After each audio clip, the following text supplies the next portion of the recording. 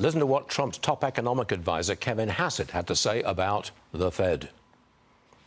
The bottom line is that this is the most expensive project in D.C. history. So the Fed has a lot to answer for. And the bottom line is that there's a key statutory problem. In 1913, when we founded the Fed, the U.S. was under a gold standard. So it was never envisioned by the people that voted for the construction of the Fed that we currently see, that the Fed could print money and toss it around willy-nilly because they had to have the gold to do what they're doing.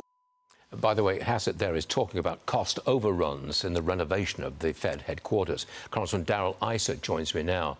The White House seems to be lining up Powell to be fired for cause over the spending on his headquarters. Would you like to see Powell gone as soon as possible?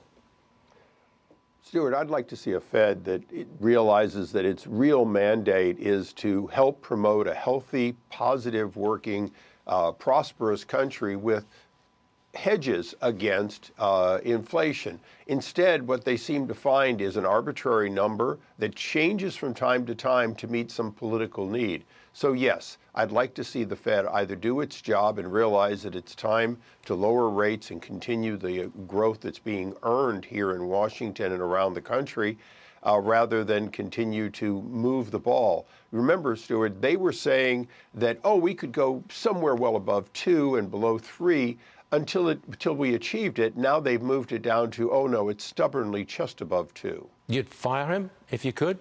Because that would take away his independence.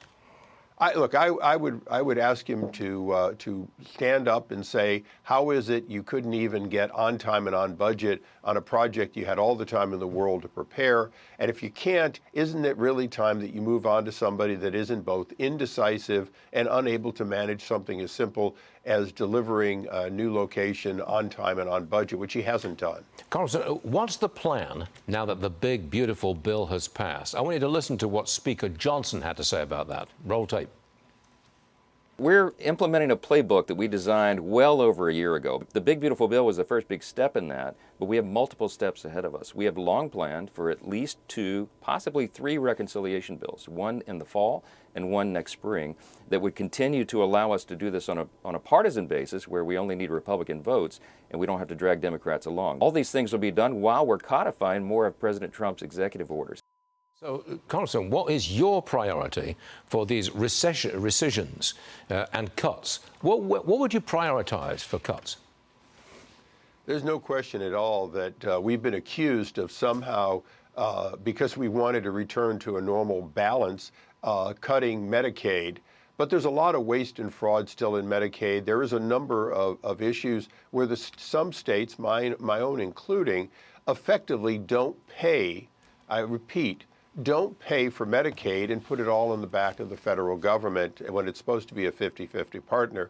So there's a number of those. I oversee the courts and AI. There's a lot of work to be done there. The president's accomplishments around the world, as vice chair of the Foreign Affairs Committee, our chairman is dedicated to overhauling and completely reauthorizing the State Department, which will now be the entire State Department, USAID, all of it back under one roof and consolidated to accomplish a job it hasn't done well in years. So that and a lot more needs to be done. Got it. Congressman, thanks for joining us. See you again real soon. Thank you very much, sir. Thank you.